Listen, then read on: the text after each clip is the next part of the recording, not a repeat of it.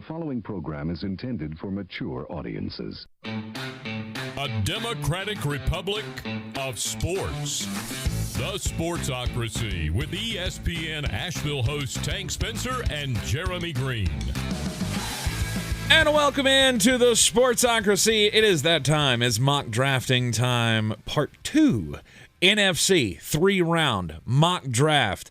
I'm Tank Spencer. Jeremy Greene's alongside. Welcome into the program. Share this out with your friends so they can see it as well. Encourage them to do like you did. You are the smart one of all of your friends who have already subscribed to the Sportsocracy and joined the House of Reprehensibles.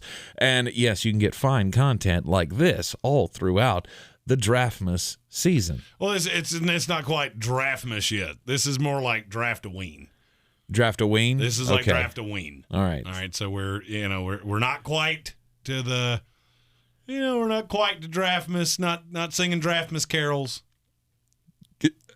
Which is going to be a thing now that you've said it. Not drinking draft nog or anything like that. We are, we're going to do that. We're going to have Draftmas songs this year. And I sing them every year, so it's nothing new for me.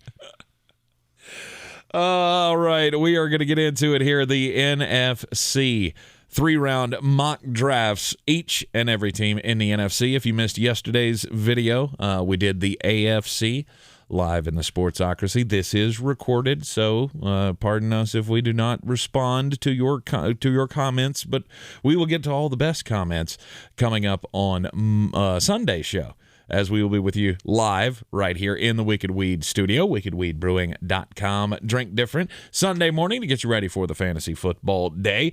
But as it is, this is a very strange Saturday episode. We will go in order of appearance, much like a fine movie credits.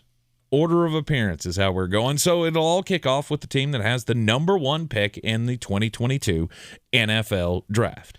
And I did the AFC side of this without any notes. I'm going to try to do the NFC side because I'm challenging myself to see if I'm where I should be and if I'm ahead of schedule the way that I should be compared to most years. So do you feel like after doing the AFC without notes, you feel like you're ahead of the curve? Well, the AFC is tougher than the NFC because there's more picks in the AFC than there are more teams in the NFC that get a dude. Right. So, yeah, I'm feeling pretty good. Okay, good. Yeah, yesterday's show went really, really well. Again, if you missed it, you can see it here in the Sportsocracy just on the channel. And every one of these will be bidded out on our Instagram, on our TikTok, on our everything. So you will be able to find our Twitter. Adam Gold told me yesterday that I have too many Twitters. I have 2. There's mine, at JGreenESPN, and the one for the show, which is at the Sportsocracy. Mm-hmm. Maybe he was still confused because is the Sports Tank with Jeremy Greene, does that still exist? Oh yeah, that one has one too. Yeah. Shit. All right, 3. Yeah. When that show name died, I just I put everything in a boat and I sailed it out in the ocean. All right. Detroit Lions have the number 1 pick in the NFL Draft. I famously 3 years ago said that this number 1 pick is going to be a quarterback, and it is going to be one Sam Howell out of the University of North Carolina. Now, while that could still happen, it appears that there is a local kid that has taken precedence here at the top of the draft stock. Well, in theory, a bullfrog could have wings, but it doesn't, which is why it bumps its ass on the ground. The number 1 pick in this draft is going to be Aiden Hutchinson. He has officially passed Kayvon Thibodeau because he's a 3-down pass rusher. No matter how you look at him, he is not going to come off the field. First couple years at Michigan, he had a little bit of a struggle against the run. Teams tended to run at him. That didn't happen this year. And he's still the dynamic force pass rusher that Kayvon Thibodeau is, which I think has put him slightly ahead. He's also a Detroit kid. He also fits the mindset of this team, the blue-collar, bring-your-lunch-pail-to-work kind of guy. Chew your kneecaps, yeah. Exactly, which is why I believe this will ultimately be the pick for the Detroit Lions with the number 1 pick in the draft. I think it's a very smart pick for Detroit as well. We've already seen they are committed to building at the biggest parts of the team first, building along the lines this would be a great addition for them. Now they do have to take care of the secondary as well, so their second pick in the first round, coming at number 24 overall, you got them taking Andrew Booth out of Clemson. This is the pick from the Matthew Stafford trade, and I think this would be a very good begin to the haul. Jeff Okudah has been very busty. He has not looked like the lockdown corner that you would expect him to be. Andrew Booth, I firmly believe, can come in and be the one and allow Okudah to be the two. Booth is, he's not overly long. He's not really overly anything. My biggest fear with Andrew Booth, if I knew how smart this kid was, football IQ, I would feel much better about him. Because there are times that he's gotten lost in coverage, and you start to wonder, is that schematic? Is that there was a lot of transition at Clemson? And I'm not saying he was bad. There were just times that he was beaten, and I don't know if it was schematic or if he got lost. Mm-hmm. This is a kid that probably would have been in the top 10 had we done this in September.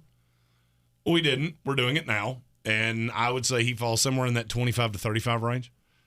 He's going to be one of those players that either goes back into the first round or he's sitting on the best available for the first 5 picks of the second round. Right. Last year, the Detroit Lions got their left tackle of the future in Penny Sewell, and at the first pick in the second round, they get a damn good one here.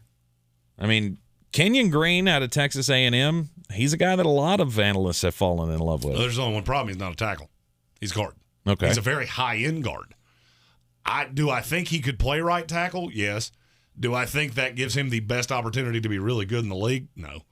I think he's a right guard for many years. Lead blocker, I think he can be. I have Aquano from NC State higher than him. He would probably be my number 2 guard. Takes on him vary a lot. There are some people think he'd be a left tackle. I don't see it. I've never seen it. I don't think I'm ever going to see it. But then again, I said the same thing about Dan Moore last year, and, well, who's playing left tackle for the Pittsburgh Steelers right now? And then just to hammer this class, I love this class that you have put together for them. Number 1 in the third round, it's Wan'Dale Robinson. He's just a weapon. He has the ability to be very Deebo Samuel-ish because you can just move him around. He can do all kinds of things. He was Mr. Kentucky in the state of Kentucky when he came out. Went west, didn't quite go his way, came back to Kentucky, and he's been the best player on the field. Yep. Second pick in the third round, Alontae Taylor, the cornerback out of Tennessee. He's raw. The thing about him is that you can be judicious with him. He's going to need some time. If you ask him to play immediately, you're going to be very disappointed with the results. But I think if you can give him a year or 2 years, he's a project player that could pan out. That's what the third round is for. And when you look at Detroit, they will have had the draft capital invested in Jeffrey Okudah and in this instance, Andrew Booth. And that just allows this kid to sit back and be the 3. And ultimately, if one of those two doesn't work out, I could see him being a starter a couple years from now. It's a great class for the Detroit Lions. Hopefully it works out this way, and then the Detroit Lions fans will have something to cheer for. Well, and a lot of people, I'm sure, are going to be shocked that they don't take a quarterback. I actually think they're going to ride with Jared Goff for another year.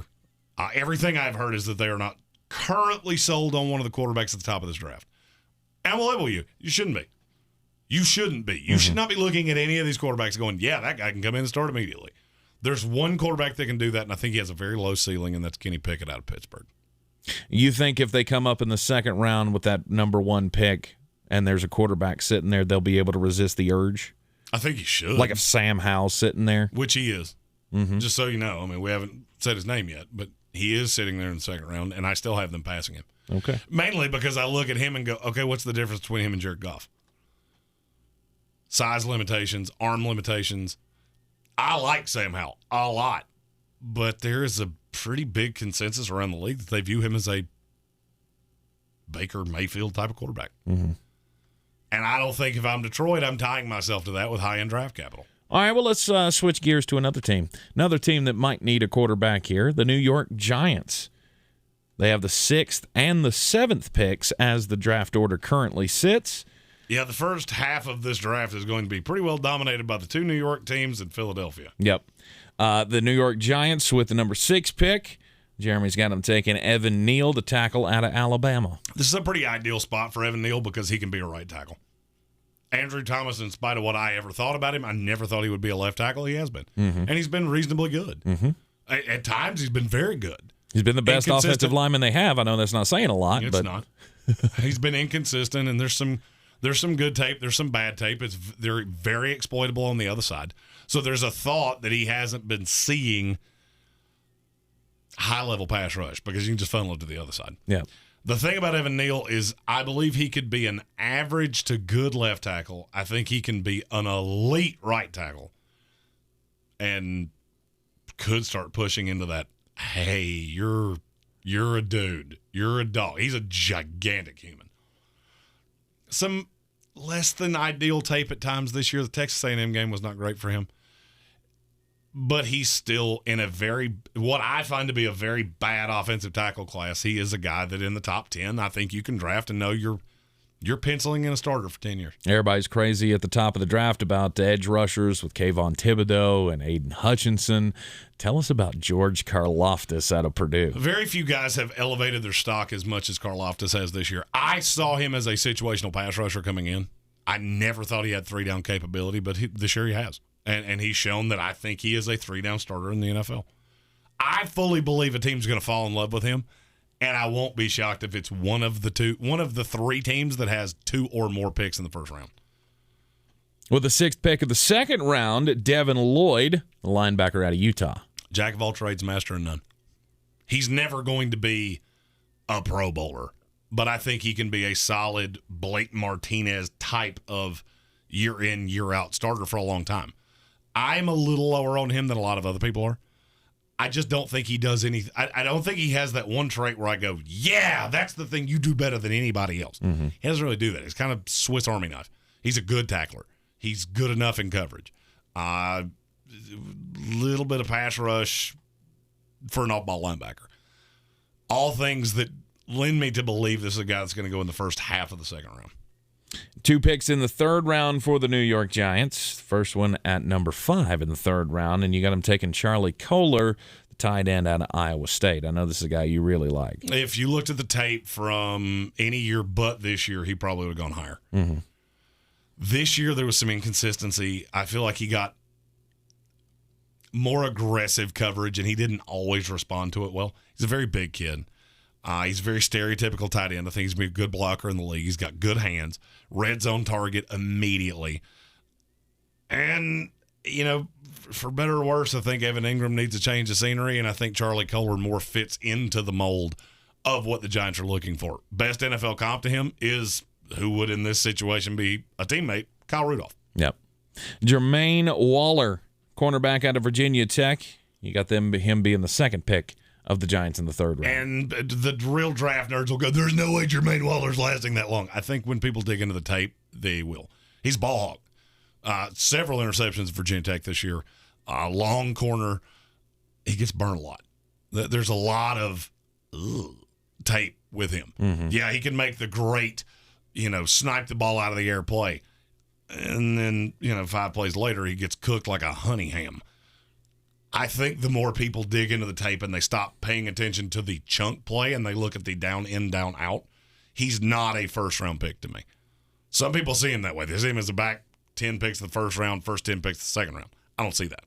I see a back end of the second, beginning of the third, developmental guy. In this scenario, he can sit behind a Dory Jackson. He can sit behind James Bradbury. He can learn the craft. There's some people think he's a free safety. I'm not one of those either.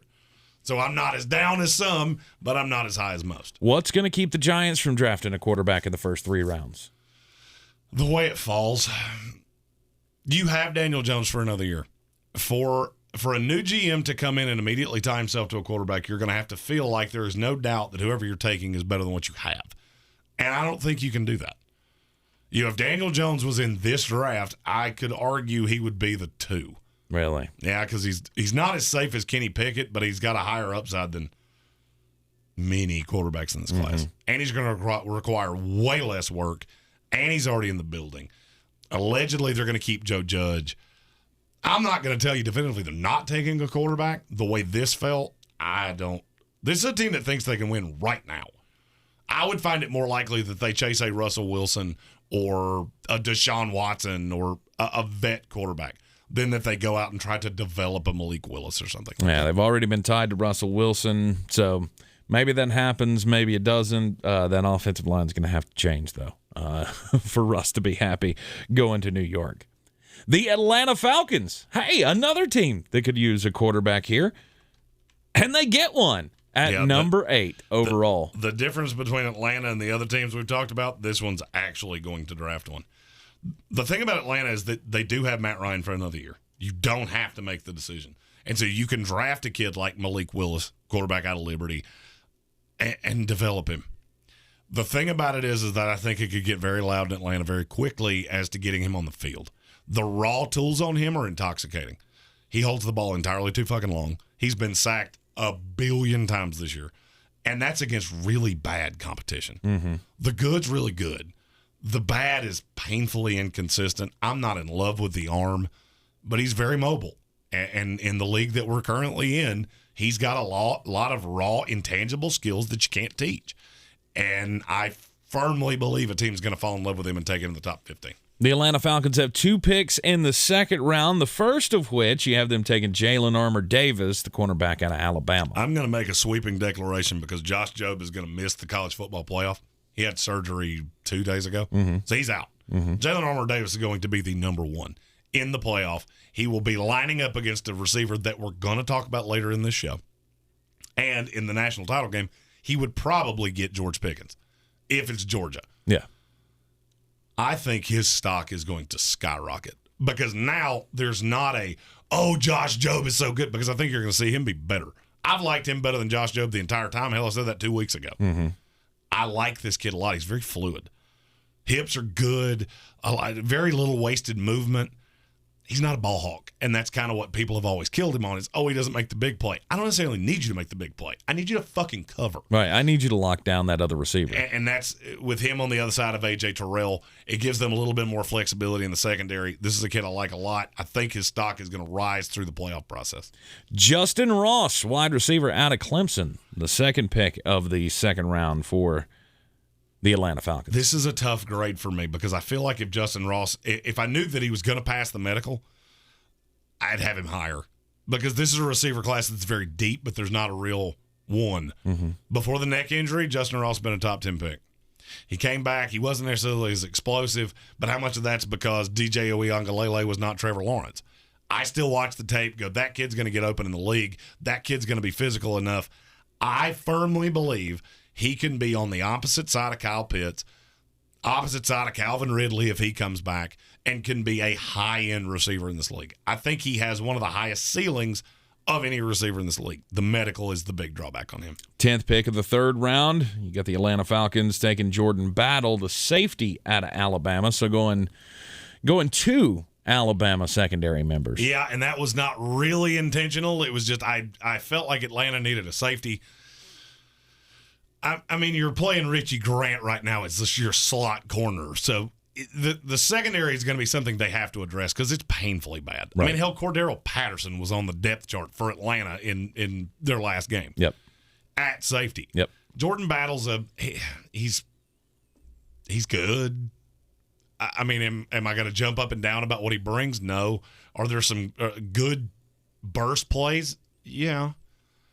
I don't know that he's ever going to be a good outside-the-box safety. What I think he can be is what Keanu Neal has been for Dallas. What you had in the building and you let get out because of the injury history. Mm-hmm. Well, here's a rookie version. It's a bigger version. And I think he can be a player in the league. Am I telling you he's going to make Pro Bowls? No. But can he be a 6 to 8 year starter in the league? Yeah, I think he can. And for me, I would look at this class and go, that's a lot of lottery tickets that you just took. But at the end of the day, one of the biggest problems Atlanta has is they have a lack of talent. Yeah, this is what you have to do. Oh, I mean, this is a team that's played Olamide Zaccheaus for large periods of time. You need an influx of talent. Mm-hmm. There's a lot of talent on that board. Is it risky? Yeah, it is. The Carolina Panthers only have 1 pick in the first 3 rounds of the draft due to trades, but that is the number 1 pick. That is the number 9 pick in the draft. You can get an immediate starter, and you absolutely need one on the offensive line. I have been saying for years, if you're going to live by the mantra of keep pounding, that can't just be for the defensive side of the ball. You have to be able to do it on the offensive side of the ball as well. The last time they took an offensive tackle in the first round was 15 years ago. It's insanity. If Charles Cross is on the board with this pick that Carolina has and they don't take him, Scott Fitterer needs to answer as to why. And I do not give a fuck about a quarterback. I do not give a fuck about anything else. No. You are tied to Sam Darnold. You have made the maneuver. Now you have to make the best of it. Stop with the Cam Newton shit. Stop with all this other bullshit. Because I got news for you. I don't care if it's Joe Montana or Tom Brady. Nobody's succeeding behind that offensive line the way it is. Nope. It's been a revolving door at left tackle. The only consistent has been Paredes, and he has injury issues. And Moten. Moten on the right side. And Moten on the right side. But you need that blindside protector for whoever the quarterback is. Agreed. Charles Cross is the best left tackle in this draft. To me, it's not even close. I agree. Hands down. He is the best left tackle in this class. Evan Neal gets more hype, but I think Charles Cross will have a better NFL career. Yep. Charles Cross would be a great way to start satiating all of the Carolina Panther fans who have been screaming this to high holy hell and you should for years. Be. And you should be. Mm-hmm. You saw for 4 games how good Sam Darnold can be. The talent's never been in doubt. I got news for you. If Sam Darnold was in this draft, I've said this 2 years in a row. If Sam Darnold was in this draft, he'd be the number 1 pick. And it would be unquestioned. Mm-hmm. Right now, with what you know, he would be the number 1 pick in this draft. That's saying a lot because he had some bad games. Bad games. But yeah, attention to the offensive line absolutely needed. I love this pick, and I hope it stays this way for Carolina Panthers fans. The Minnesota Vikings. This is a team that needs some beef up front. And I love the fact that you've given it to them with the 10th overall pick. DeMarvin Leal, defensive tackle out of Texas A&M. There are very few guys in this draft that I look at and go, your take on him is going to determine how much of a dum-dum I think you are. I've seen DeMarvin Leal in the 3rd round, and that's the stupidest shit I've ever heard in my life. Oh, but he doesn't have a position. I don't care. I don't care. I don't care if you think he's a 4-3 end, a 3-4 end, a 4-3 defensive tackle. I don't care. He can play them all. Mm-hmm. He's very talented. 6'4", 295, I believe is the listing on him. The knock on him is that he's not a burst guy. I don't necessarily need him to be a burst guy. If you remember the best years of the Minnesota Vikings were the Williams brother years. Yep. Pat Williams, Kevin Williams. Mm-hmm. He reminds me of Kevin Williams a lot. It's probably my favorite comp in this draft is that I think he can be that for 10 years. This is a no doubt. There are not many, and you know what phrase I'm about to use. Can't miss prospects. The term can't miss. Right. I hate it. If Peyton Manning had gone to the Jets in 1996, he'd have missed because the organization wasn't ready for him. I don't care who it is. Andrew Luck was a can't miss prospect. He got behind a bad line with Indianapolis. Injuries started mounting up, and he lasted 8 years. Mm-hmm. So there's no such thing. But I think there's going to be a coaching change here. Having him with Danielle Hunter in a 4-man front is terrifying. Everson Griffin, I don't know if he'll ever play again with the mental health issues he's going through. Mm-hmm. This is a guy, whether he plays or not, this is a guy that can slide into the inside, get pass rush from the interior, play 3 downs, and be a good first-round pick. This is a solid double that you might be able to leg into a triple. Do I think he's going to be a home run? No, probably not. He's probably not going to be a 10-time Pro Bowler. Could he make 4? Yeah. And it wouldn't shock me in the least. The raw talent is off the charts, and I love this kid. In the 2nd round, you got the Minnesota Vikings taking Zion Johnson, the guard out of Boston College. This guy, he wound up on the Chase Claypool 6 to midnight list. I love this kid. There are not a ton of no-doubter guards. There are a lot of guards that I like depending on the scheme. This is a no-doubter. For me, there are a lot of positions on this Minnesota line that are set. Garrett Bradbury is set. Christian Darrisaw is set. Brian O'Neill is set. It's the guards where you're playing Dakota Dozier, who is a Jets reject. If you want to be this pounded-out team and you want to do it consistently, you need a pulling guard. Zion Johnson can be that. One of my favorite guards in this class, and I don't really care what scheme he goes into. Third round, Quay Walker, linebacker out of Georgia. He's another one that gets. I feel like every Georgia player, I'm saying the exact same thing. If he played for another team and you could see him really do his thing, he'd probably be a beginning of the second round pick. Yep. He's very naturally talented. The knock on him is going to be it gets very quiet. I mean, but you're on a defense with Nakobe Dean and Jordan Davis and just the hell Adam Anderson before he had his legal issues. There were so many players on this defense that, the best of the best will always shine through. That second tier guy who would be a fucking All-American on most teams, right? That guy gets lost. The tape on Quay Walker is incredibly impressive, and I think he would fit nicely next to Eric Kendricks and probably be a player on this team for in that third round range. 6 to 8 year guy, probably never makes a Pro Bowl, but would be a consistent starter that you can count on year in and year out. Yep. I feel like this is a very important offseason for the Minnesota Vikings. I would agree with You're that. running out of time with Kirk Cousins, Mike Zimmer. You're going to hang on to him, that kind of thing. Hitting it in the draft is going to be very, very important. You need to let Mike Zimmer go, achieve greater things in his personal life than he's ever achieved on a football field. Right. The New Orleans Saints. They got the number 11 overall pick, and they need some wide receiver talent. With no Michael Thomas, it has become just overwhelmingly obvious how big of a deficiency they have in the skill positions. Right now they have Alvin Kamara and damn near nothing else. Marquise Callaway's a fine 3. He ain't a 1. Traquan Smith's a fine 3. He's really not even a 2, but they've been masquerading him as that. Jamison Williams, there's very few players in this draft class that have helped themselves as much as he has.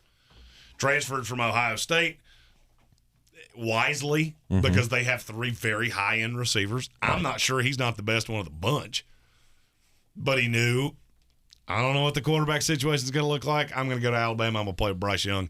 I'm going to become the best deep threat in this draft. Yeah, he became the guy. We were all expecting John Mechie was going to be the guy at Alabama, and while Mechie is good, Mechie's fine.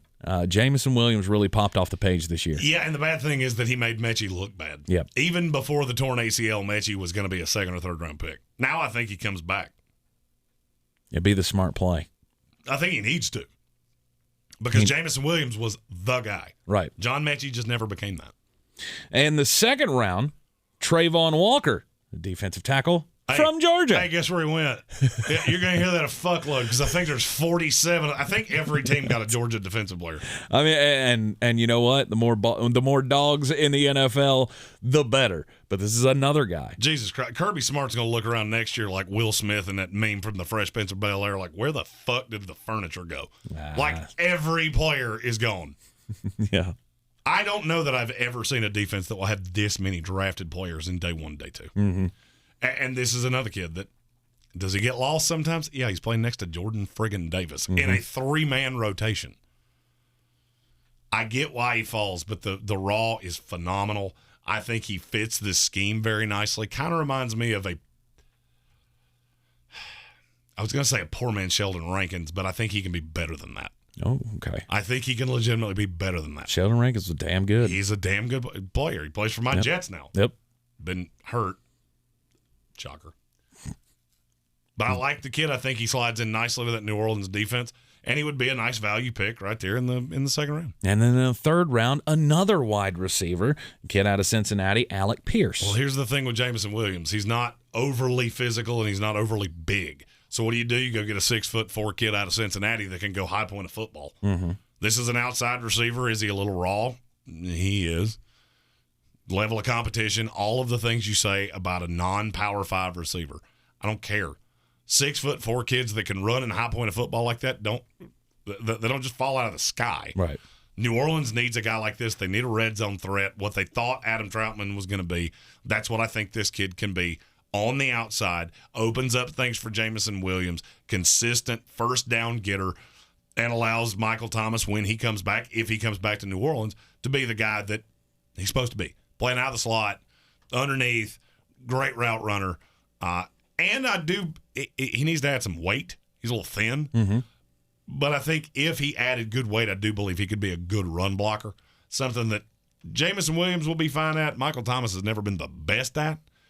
And he strikes me as a kid that in time could be the one receiver in running sets. And regardless of what happens with Michael Thomas, you put this wide receiver core, mix it in with what they already have. That's a threatening group with Sean Payton leading the charge here, depending on what they do with Jameis Winston. I agree. I don't want these two guys being thrown to by Taysom Hill, but he has dirty pictures of Sean Payton or some shit because they just keep throwing money at him. Right. The Philadelphia Eagles, they have several picks. They have 3 first-round draft picks. Well, they got a whole mess of them, and if you hate the Eagles, you're about to hate the fuck out of this. Because it's a hell of a haul here that they get just only from the first-round picks that they currently own. They have the 12th and the 13th picks. Number 12, Ahmad Gardner, Sauce Gardner, the cornerback out of Cincinnati. He is technically unbelievable. He kind of reminds me of Stephon Gilmore. Mm-hmm. I would like him to be a little bit even more physical than he already is. He had Kobe Bryant on the other side of him. You're going to hear that comp of, he could just play a side. You didn't have to. He followed people more than you think. I think he steps in as an immediate day one, no doubt starter and is for 15 years. Yep.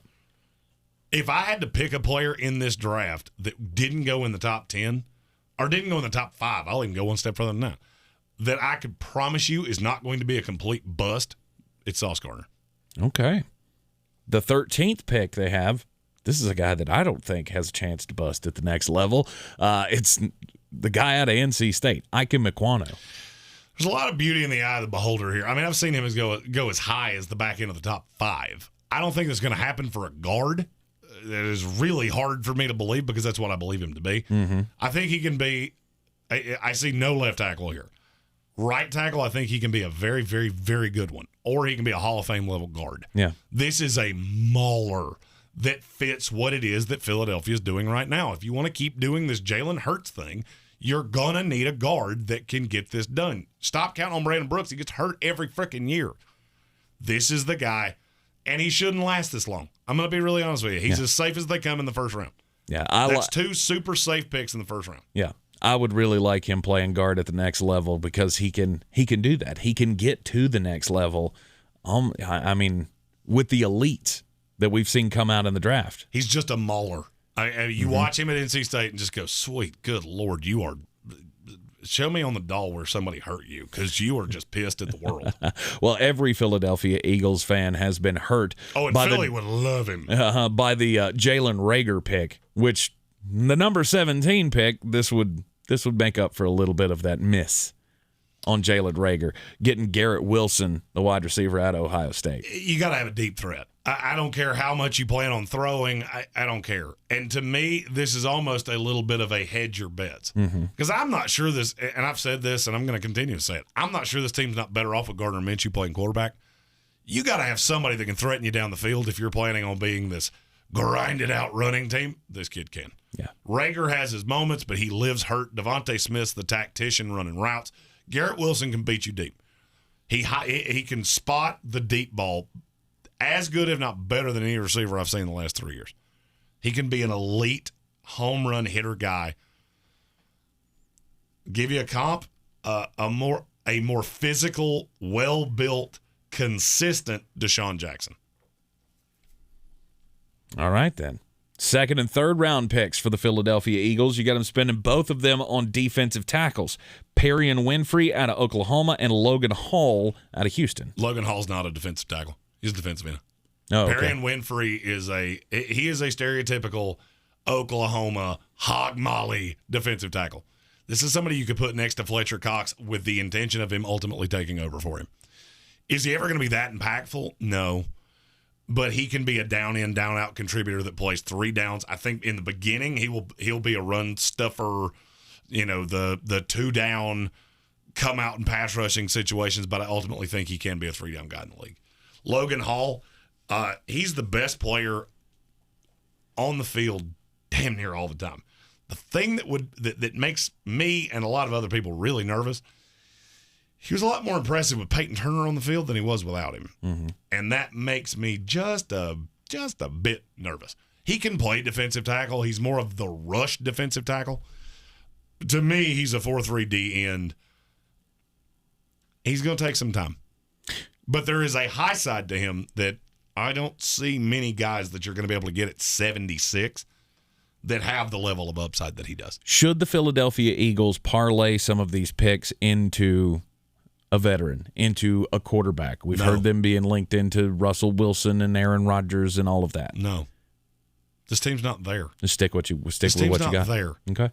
This team have high-end talent. They're in salary cap hell and have been forever. No. You can rebuild your team. Look, the New York Jets had 4 first-round picks in 2000. It's the last time a team had 4 ones. Mm-hmm. Philly's got 3. The Jets hit on 3 of those picks: John Abraham, Sean Ellis, and Chad Pennington. It changed the next 10 years of that organization. That's where Philadelphia's at. Mm-hmm. That team was in the same spot. They had spent themselves sideways with Bill Parcells. That sound familiar? Yep. That's exactly what I see with Philadelphia.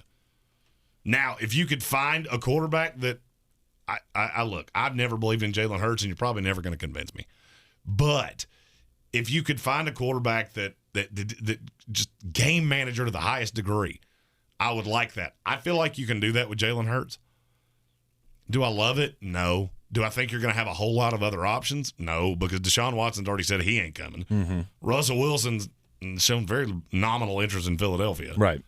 Aaron Rodgers sure as hell ain't coming to Philadelphia. No. So you just keep ping, ping, ping. Yeah. The quarterbacks and just go, okay, Jalen Hurts is the best we got. The Washington football team has the 20th overall pick in the 2022 NFL draft.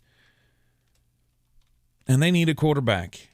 Look, I like Taylor Heineke as much as the next person, but he's not a franchise quarterback, and you need to groom one. I agree. Taylor Heineke can be your starter for another year. Mm-hmm. And this is the kid that I like the best in the draft. He's got the best arm. Yep.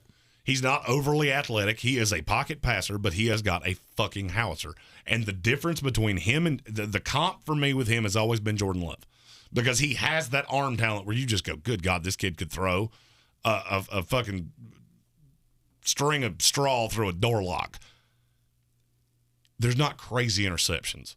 Most kids that play at small schools like that have this kind of arm, whether it's Trey Lance, Jordan Love, I mean, I can give a lot of these examples. There tend to be bad interceptions. Mm-hmm. I don't ever see that with Carson Strong. Now, is he going to need a minute to acclimate to the discrepancy in talent and the level of competition? He is. But at the end of the day, I think he can hold up to that. Their second-round pick, I think, is my favorite out of this haul. He's a love him. wall. I love him. Darian Kennard out of Kentucky. This kid's going to have a big future in the NFL. The one thing you got to watch is his weight, but he's an impact blocker, jumps off the tape. I mean, you never question where he is. He's not the biggest tackle in this class, but he ain't the smallest either. Mm-hmm. You know, he ain't Daniel Faalele big, but he's 340 pounds, and he moves like he's about 300. That's a right tackle for a long, long, long time. And their third-round pick for the Washington football team, Kyler Gordon, cornerback out of Washington. He's a developmental piece. He can play early on. I just wouldn't play him too much. He's another one of those guys that the stink from Washington is, I mean, it radiates through walls. It was so bad there that virtually every player at Washington has come down around. That's where I'm at with him. Mm-hmm. I just look at, you strike me as a Jack Del Rio, Ron Rivera kind of guy. I like the kid. I just, 6 months ago, he would have been a second-round pick. Now he's a back into the third, and he might go later than that. If anybody can get the talent out of him, it's Ron Rivera and Jack Del Rio. America's team, the Dallas Cowboys. They got the 25th overall pick. And you know what? Why not? Let's add to that secondary. Look, the defense took a leap this year. Mm-hmm. But you still got work to do because you still allow a lot of yardage. You do. You get beat a lot. Kyrie Elam is a guy that before this season would have been a top 15 pick. He's not now. The raw talent's still there, but he did get burnt some this year. Mm-hmm. Kind of reminds me of the corner on the other side of him with the Dallas Cowboys. Yeah. The good is very good. The bad, there have been some things that will give you pause for concern. But at the end of the day, there's not that many talented corners in this world that can cover the way Kyrie Elam can. I'm seeing the warts. I get the warts, but I'm asking you to be a 2. I like him in a situation like Dallas. I don't want him in a situation where that's your biggest need. I don't want you playing as the 1, like with the Jets, or I'm trying to think of other teams that need that guy that defends the 1. Because you got to think, in the NFC East, if you're the 1, you would be going up against Devontae Smith and Terry McLaurin and Kenny Galladay. Those are negative matchups. As the 2, now you're looking at more Curtis Samuel, Sterling, Shepard. I mean, all these guys are slot guys, so you get what I'm saying. Yes. You're not catching the high-end guy that can expose some of those deficiencies. Right, so you got Trayvon Diggs as the 1, you got Kyrie Elam as the 2, and you got Kelvin Joseph from last year. So, I mean, that's a young secondary that can grow together, build together as a unit. And while we're at it, let's just throw in a thumper from Georgia. How about that? Yeah, this kid's he does stuff. Yeah, Lewis Sinn's been making plays at Georgia ever since he stepped in Athens. I love him. He's an easy kid to like, but he's very scheme specific, and I look at him and go, yeah, you're a Dan Quinn guy. That's exactly what I see when I watch him play. You're a hard hitter that can play down in the box. Is he ever going to be an elite cover guy? Fuck no. Not even close. It's just not what he is. I could make the argument that this kid's going to play linebacker in the NFL. And then in the 3rd round, you got him taking Will McDonald, the big end out of Iowa State. He was on the 6 to midnight team. Yep. And I love him. He's a situational pass rusher to start. He needs to add to the frame. He's a little slight. Pass rush moves are pretty good. He's very athletic. I think he's going to come into the league and be that 3rd down pass rush guy right off the jump. And you tell me he's on the other side of DeMarcus Lawrence or Randy Gregory or Micah Parsons or whatever else you want to put him on the other side of. It's just another weapon for the Dallas Cowboys. And he is – there are not many players in this class that I feel as good about as him that are in the end of day 2 range. Yeah. So a big value pick. I like if you can get Will McDonald in the 3rd round. I got you. We are talking about the 2022 mock draft, the 3-round mock draft here in the Sportsocracy. Be sure to visit us at thesportsocracy.com. Hit the share, like, follow, all that's good stuff on the social medias. Share this out with your friends as well. The Tampa Bay Buccaneers. Tampa Bay sitting at the 28 spot right now. You know, that will improve. We will be picking last again. Sorry, I had to do it. The number one pick for Tampa Bay this year. Obviously, that secondary needs help. You need a guy, and to me, Roger McCreary is a guy that can be a guy. He kind of reminds me of a lot of what you have now. I think he's just a much higher version of it. The thing about Roger McCreary is think about what you've had to face in the SEC. He's held up to that and I think improved over the course of the year. Without a doubt, the best corner. Certainly the best corner at Auburn. He was one of the best corners in the SEC. The only one I can tell you definitively was better than him was Derek Stingley, and that's pretty high praise considering he's one of the highest graded corners I've ever had. Yeah, that is very high praise. And then the Ronald Jones thing, it just hasn't worked out a lot. They obviously want to move on from Ronald Jones. You got Leonard Fournette, playoff Lenny showing up a lot. That works out well. You get him another back in that backfield. Kyron Williams out of Notre Dame, you could do a lot worse. You have no running backs under contract next year. None. This is a guy that you can pick and choose who it is that you want to bring back. I like the idea of him with Leonard Fournette. I think he can be a very good pass catching back out of the backfield. The tape this year's not been that good, but the offense for Notre Dame wasn't that good. It didn't have to be. And they played – there were a lot of times that you knew exactly what was coming. I look at Tommy Rees and go, you're really that dedicated to keeping him, huh? Okay. Jack Cohn said he could win the Heisman. Eep. Yeah. We're all wrong sometimes. Mm-hmm. I like Kyron Williams a lot. I think he can replace that James White, Giovanni Bernard role and ultimately could become better than that. He's a kid that could be a 3-down running back in the league. I think it's going to take some time, but he comes in and has a role immediately. Third round pick for the Tampa Bay Buccaneers. Tell me about Amari Barno. He's another kid that was on the Chase Claypool 6 to midnight list. Very good pass rusher, very raw. This is one of those that if you keep throwing things against the wall to see what sticks, the cap hell that Tampa Bay has spent themselves into, eventually you have to pay the piper. Yep. So whether it's Jason Pierre-Paul, whether it's Shaq Barrett, whatever the case may be, you're not going to be able to keep those guys forever. I like Joe Tryon. I think you're very quickly figuring out what my reservation about him was. Is that, the chunk plays are great. Those burst plays, and then you forget he's on the field for a quarter and a half. Right. That was my problem with him coming out. Now, ultimately, do I think you can slot him as an off-ball linebacker like I kind of said when he got drafted? Maybe so. But Amari Barno is a pass rush specialist. That's what he's going to do. He's an athletic freak. If I did a freaks of nature list, he would be on it. I should do that. I like him already. Freaks of nature. It is decided. Speaking of freaks of nature, I feel like we got another one of these coming up here in this next draft class. It's the Green Bay Packers. What are the Packers going to do next year? We don't know. We don't know what the deal is with Aaron Rodgers. He is probably going to be back. Like, if I had to put my money on it, I would think that they would figure out a way to make him happy and bring him back. So, what's the one thing that he wants? He wants a weapon.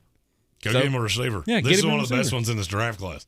Another freak of nature. He's 6'4", fast, physical. I think he's better than Michael Pittman, who I was higher on than most coming out, and I believe through 2 years you figured out what I was talking about. Right. I don't think USC players have been coached particularly well. There is a ton of raw talent in this kid. And I just don't think Clay Helton could get it out of him. Quarterback play was inconsistent. Quarterback play, you never quite knew who it was going to be this year. Right. Bounce between Keaton Slovis and Jackson Dart. This kid needs stability. There's not much better stability than the Green Bay Packers. And putting him on the other side, bringing this kid in would make Aaron Rodgers very happy, would make Devontae Adams very happy. Yeah, you also want to make him very happy. That wasn't the freak that I was talking about, by the way. This was the freak that I was talking about. Second round pick. How could you go wrong with 6'9", 400-pound Daniel Falele out of Minnesota? He moves like he's about 100 pounds lighter, but he is a house of a human. He's a little bit of a novelty. If he was 6'6", 350, do I think he would go this high? Probably not. Mm-hmm. The fact he's this big and he's this raw.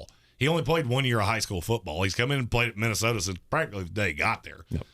I mean, this is if you've watched a Minnesota game over the course of the last 2 years, you've seen this kid at least 600 times. Mm-hmm. Because they show him constantly. Yeah. There's a lot of raw to him. I see him as a right tackle in the league. I think he's always going to be too big to handle power rushers.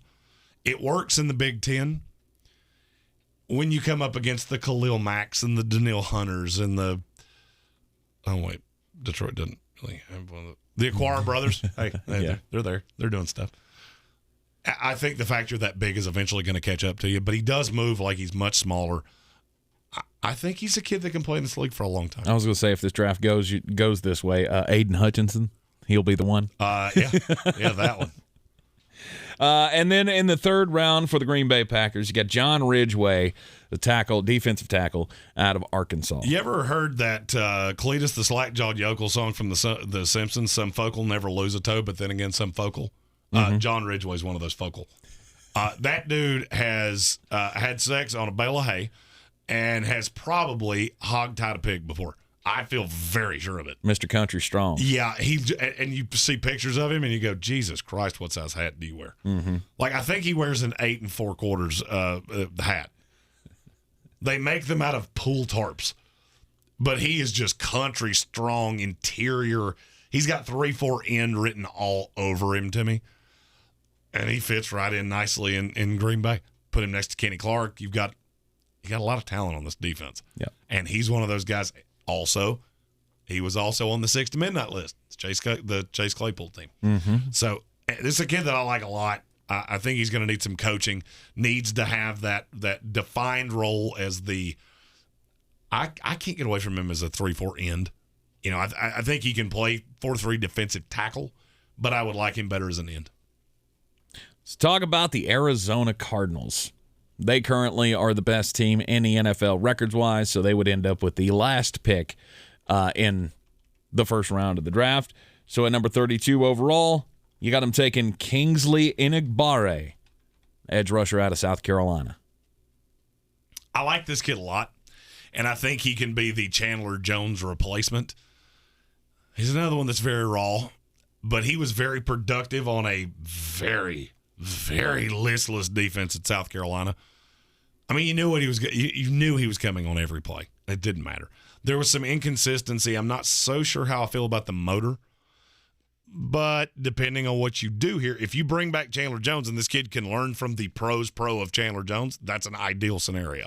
If he doesn't come back, you can slot him in with a young linebacker core, with Zaven Collins, with Isaiah Simmons, and you've got a very formidable pass rush for a very long time. Second round pick, Jerrion Ealy. You know I'm not wild about Chase Edmonds. I've always thought he was a part-time player for a reason. Jerrion Ealy will be a part-time player in the league too. Big difference is he's a home run hitter at running back. Mm-hmm. He's one of those kids that he gets the ball in his hand and you just get scared. Like you just get terrified of, well, what are you going to do? Right. Because you're fast as shit and you're shifty as you can be. He strikes me as a Cliff Kingsbury system kind of guy. I think that's the next iteration of this offense. Some people will say this is too high because he was such a part-time player. I don't necessarily know that I agree with that. I think he has the ability to be slightly more than many people do. Okay. And then in the third round, you got him taking Miles Jones, the cornerback out of Texas A&M. I like this Texas Tech defense, or Texas A&M defense, excuse me.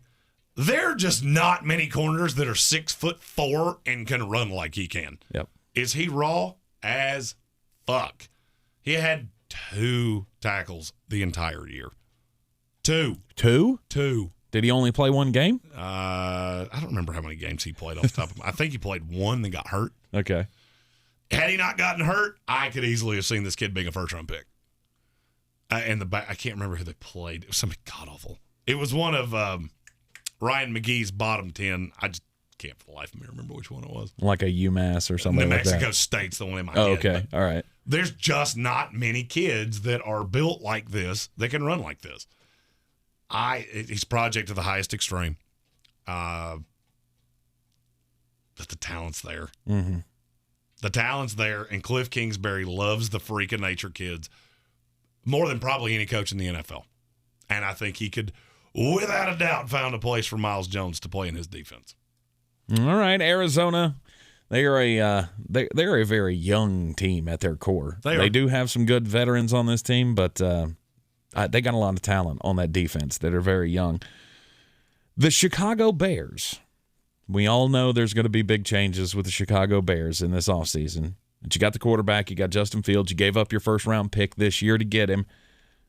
So, second-round pick, you got him taking David Bell, the wide receiver out of Purdue, to give Justin Fields a weapon.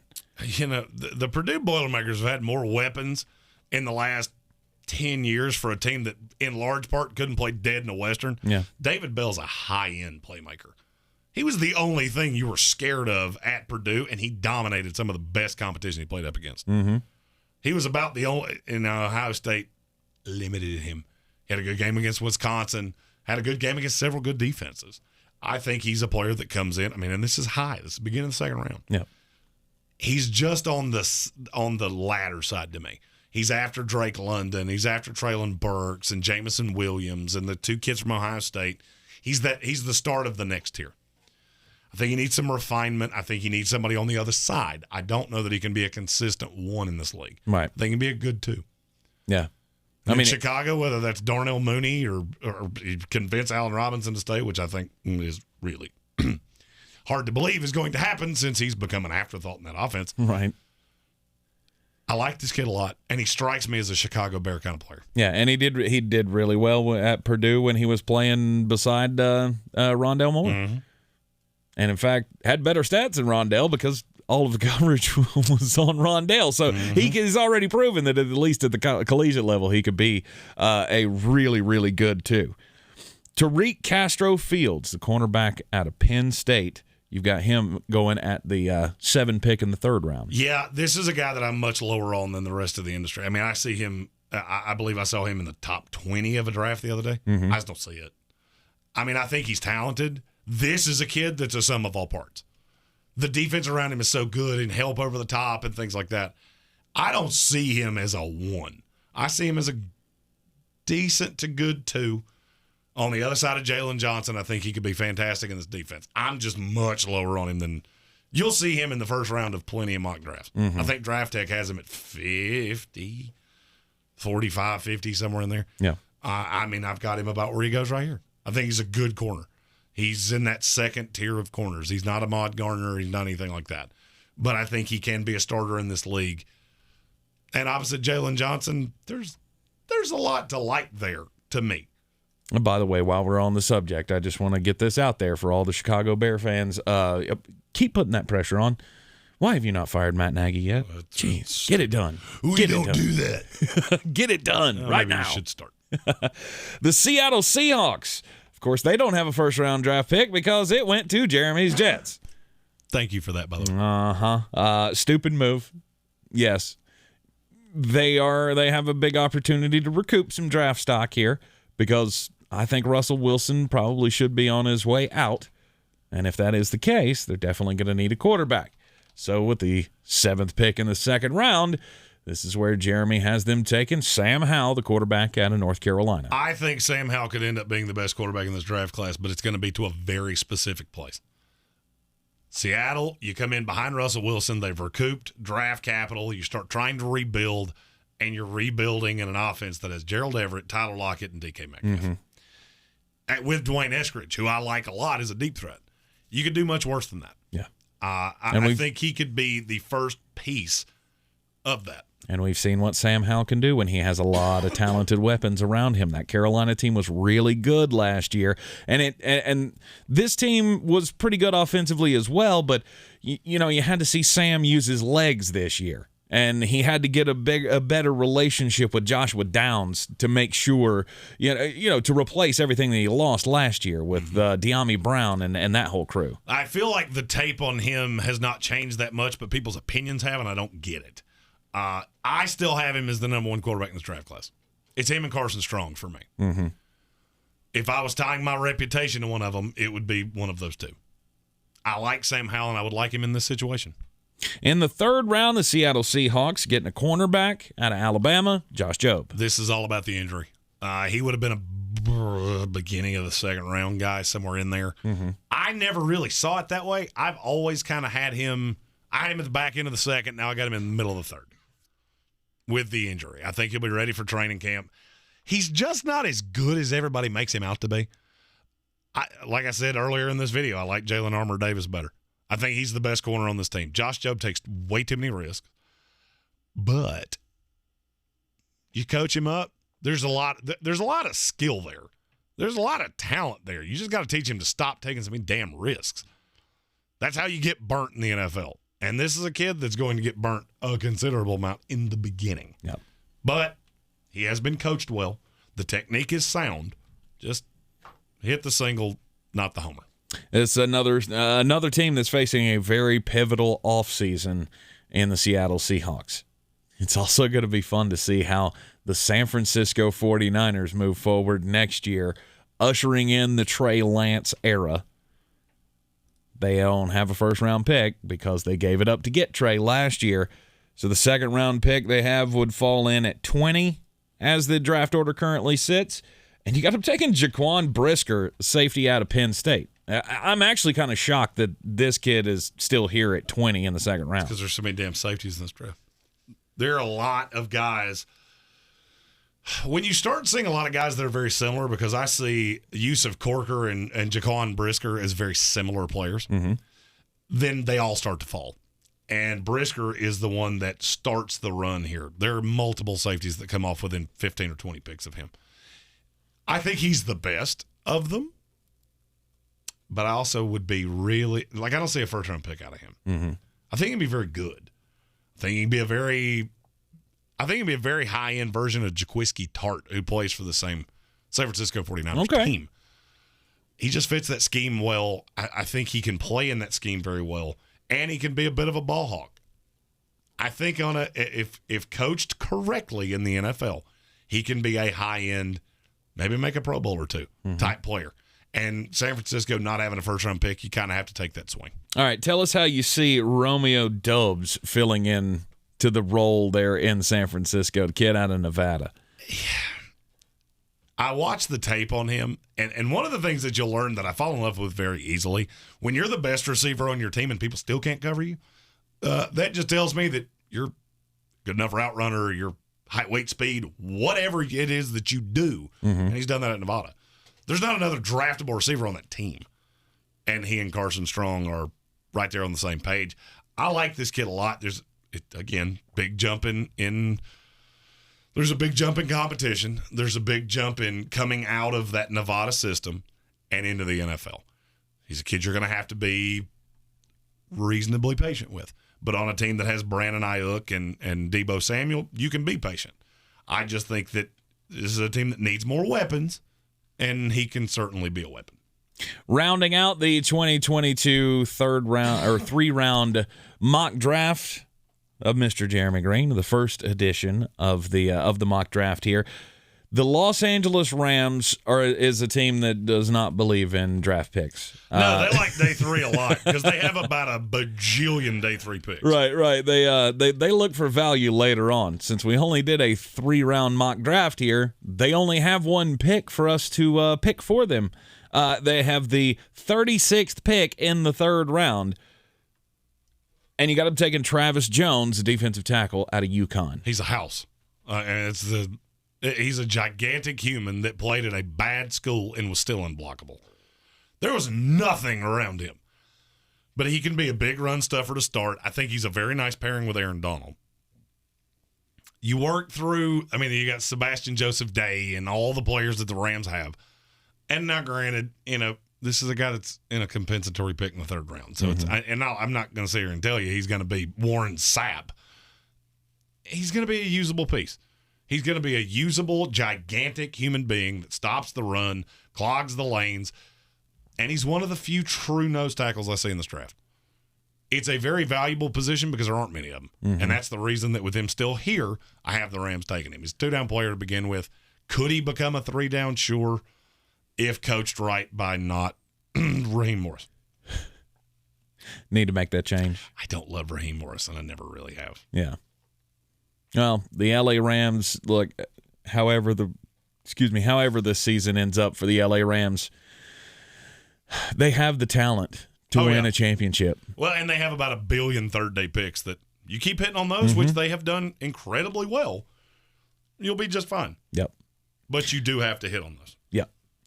All right, that will wrap it up for our 2022 3-round mock draft, the first of the season. We will do another one of these when? What's your schedule usually like with these mock drafts? The next one will probably come out the Tuesday, Wednesday, Thursday after the Super Bowl. Okay. So you're 2 months out.